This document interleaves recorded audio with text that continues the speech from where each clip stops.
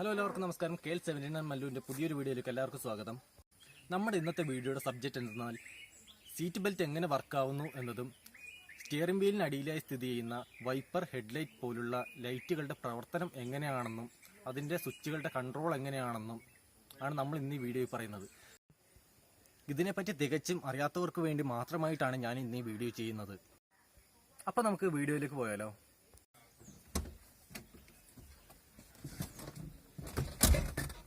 അപ്പോൾ നമുക്കിന്ന് സീറ്റ് ബെൽറ്റിന്റെ പ്രവർത്തനം എങ്ങനെയാണെന്ന് നോക്കാം. നമ്മളെ സീറ്റ് ബെൽറ്റ് എങ്ങനെ രക്ഷിക്കുന്നു എന്ന് നമുക്കിന്ന് നോക്കാം. ഒരു വാഹനാപകടം ഉണ്ടായാലോ അല്ലെങ്കിൽ പെട്ടെന്നുള്ള ബ്രേക്ക് ചവിട്ടൽ കാരണമോ നമ്മുടെ തല, നെഞ്ചി പോലുള്ള ഭാഗങ്ങൾ സ്റ്റിയറിംഗിൽ ഇടിക്കാനോ ചില്ലിൽ പോയി ഇടിക്കാതിരിക്കാനോ ആണ് നമ്മൾ ഈ സീറ്റ് ബെൽറ്റ് ഉപയോഗിക്കുന്നത്. നമ്മൾ ഈ ബെൽറ്റിനെ എത്ര വലിച്ചാലും ബെൽറ്റ് മുമ്പോട്ട് വരുന്നതായി നമുക്ക് കാണാം. ഈ ബെൽറ്റ് എങ്ങനെ നമ്മളെ രക്ഷിക്കുന്നു എന്നായിരിക്കും പലവരുടെയും സംശയം. പല ആൾക്കാർക്കും അറിയാത്തതും ഇത് തന്നെയാണ്. നമ്മുടെ ദേഹത്തിനോട് ചേർന്ന് ഈ സീറ്റ് ബെൽറ്റ് നമ്മുടെ ദേഹത്ത് ഇങ്ങനെ കിടക്കുമ്പോൾ നമ്മളെ എത്രത്തോളം കൈ കൊണ്ട് വലിച്ചാലും സീറ്റ് ബെൽറ്റ് ഇങ്ങനെ മുമ്പോട്ടും പുറകോട്ടും വരുമെങ്കിലും നമ്മൾ ശക്തിയായി ഒന്ന് വലിച്ചു നോക്കിയാൽ ഇവിടെ ലോക്കായി സീറ്റ് ബെൽറ്റ് നിൽക്കുന്നതായിട്ട് നമുക്ക് കാണാൻ കഴിയും. നമ്മൾ ശക്തിയായി മുമ്പോട്ട് പോകുന്ന സമയം ഈ സീറ്റ് ബെൽറ്റ് ഇങ്ങനെ ലോക്കായി ഇവിടെ നിൽക്കുകയും നമ്മൾ മുമ്പോട്ട് പോകാതെ അവിടെ തന്നെ സ്റ്റക്കായി നിൽക്കുകയാണ് ഇതിലൂടെ നടക്കുന്നത്. ഇത്ര മാത്രമാണ് ഈ സീറ്റ് ബെൽറ്റിന്റെ പ്രവർത്തനം എന്നത്. ശക്തിക്ക് നിങ്ങൾ വലിച്ചു നോക്കുക, ബെൽറ്റ് ഇവിടെ ലോക്കായി നിൽക്കുന്നതായിട്ട് നിങ്ങൾക്ക് കാണാൻ കഴിയും. അടുത്തായി നമ്മൾ പറയാൻ പോകുന്ന ഈ രണ്ട് സ്വിച്ചുകളെ കുറിച്ചാണ്. ഓരോ കമ്പനിയും അവരുടെ ഡിസൈൻ അനുസരിച്ച് സ്വിച്ചുകളിൽ മാറ്റം വരുത്താറുണ്ട്. സാധാരണക്കാരന്റെ വാഹനമായ ടാറ്റ നാനോ, 800, സ്വിഫ്റ്റ് തുടങ്ങിയ വാഹനങ്ങളിൽ റൈറ്റ് സൈഡിൽ ലൈറ്റിനെ കൺട്രോൾ ആക്കാനുള്ള സ്വിച്ചുകളും ലെഫ്റ്റ് സൈഡിൽ വൈപ്പർ പ്രവർത്തിപ്പിക്കാനുള്ള സ്വിച്ചുകളുമാണ് കണ്ടുവരുന്നത്. നിങ്ങൾ ഉപയോഗിക്കുന്ന വാഹനം വോക്സ് വാഗൺ പോലുള്ള കമ്പനികളുടെ ആണെങ്കിൽ അതിന് കണ്ടുവരുന്നത് റൈറ്റ് സൈഡിൽ വൈപ്പറിന്റെ സ്വിച്ചും ലെഫ്റ്റ് സൈഡിൽ ലൈറ്റുകളുടെ സ്വിച്ചുമാണ്. നിങ്ങൾ രാത്രികാലങ്ങളിൽ വാഹനം ഓടിക്കുന്ന ഒരാളാണ് എങ്കിൽ നിങ്ങൾക്ക് എതിരെ വരുന്ന വാഹനത്തിന് നിങ്ങളുടെ ബ്രൈറ്റായി കിടക്കുന്ന ലൈറ്റ് ഒന്ന് ഡിമ്മാക്കി കൊടുക്കുന്നത് നന്നായിരിക്കും. നിങ്ങൾ നിങ്ങളുടെ വാഹനത്തിൻ്റെ ഹെഡ്ലൈറ്റുകൾ ബ്രൈറ്റിൽ തന്നെ വെച്ച് വാഹനം ഓടിച്ച് പോകുമ്പോൾ എതിരെ വരുന്ന വാഹനത്തിലെ ഡ്രൈവർക്ക് റോഡോ അതിന് ചുറ്റുമുള്ള കാര്യങ്ങളോ ഒന്നും തന്നെ വിശദമായി കാണുകയില്ല. എതിരെ വരുന്ന വാഹനത്തിന് ഡ്രൈവർക്ക് റോഡിലേക്കുള്ള കാഴ്ച മങ്ങുകയും ഇത് വലിയൊരു അപകടത്തിലേക്ക് തന്നെ യാത്രക്കാരനെ കൊണ്ടുചെന്നെത്തിക്കാനും സാധ്യതയുണ്ട്. നിങ്ങൾ ദയവ് ചെയ്ത് നിങ്ങളുടെ ബ്രൈറ്റായി കിടക്കുന്ന ലൈറ്റുകൾ അടുത്ത വേറൊരു വാഹനം വരുന്നുണ്ട് എങ്കിൽ അതൊന്ന് ഡിമ്മാക്കി കൊടുക്കുക. നമുക്കിതിലെ ഓരോ സ്വിച്ചും എങ്ങനെ പ്രവർത്തിക്കുന്നു എന്ന് നോക്കാം. നിങ്ങൾക്ക് നിങ്ങളുടെ വാഹനത്തിന്റെ ലെഫ്റ്റ് സൈഡ് ഇൻഡിക്കേറ്ററാണ് ഇടേണ്ടതെങ്കിൽ ഈ ലിവർ പിടിച്ച് ഒരു തവണ മുകളിലേക്ക് തട്ടുക. ലെഫ്റ്റ് സൈഡ് ഇൻഡിക്കേറ്റർ വർക്കാവുന്നതായി നിങ്ങൾക്ക് കാണാൻ കഴിയും. നിങ്ങൾക്ക് നിങ്ങളുടെ വാഹനത്തിന്റെ റൈറ്റ് സൈഡ് ഇൻഡിക്കേറ്ററാണ് വർക്കാക്കേണ്ടത് എങ്കിൽ ഈ ലിവർ ഒരു തവണ താഴേക്ക് താക്കുക. നിങ്ങൾക്ക് റൈറ്റ് സൈഡത്തെ ഇൻഡിക്കേറ്റർ വർക്കാവുന്നതായി കാണാൻ കഴിയും.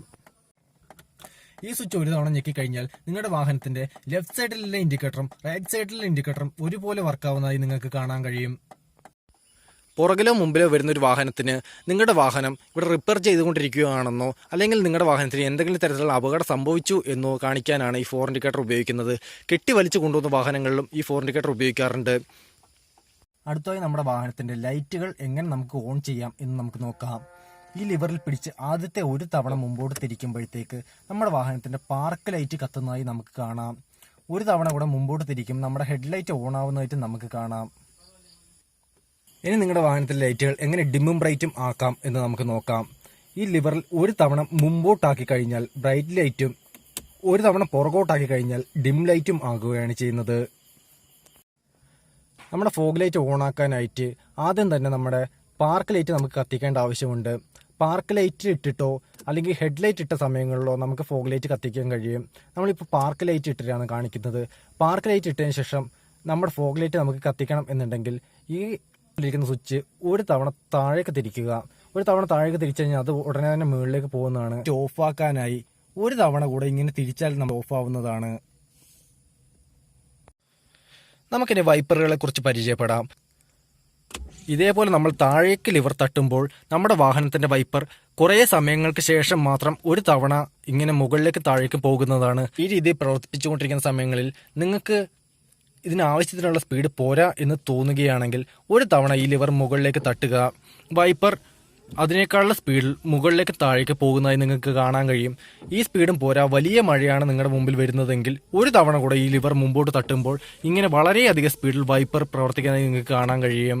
നമ്മുടെ വാഹനങ്ങളിലെ ചില്ലുകളിൽ എന്തെങ്കിലും പൊടിപടലങ്ങളോ എന്തെങ്കിലും അഴുക്കുകളോ പറ്റിപ്പിടിച്ച് നമ്മുടെ കാഴ്ചയെ അത് മറയ്ക്കുന്നുണ്ട് എങ്കിൽ നമ്മുടെ വാഹനത്തിലെ വൈപ്പർ ഉപയോഗിച്ച് നമുക്ക് നമ്മുടെ ചില്ല് കഴുകാവുന്നതാണ്.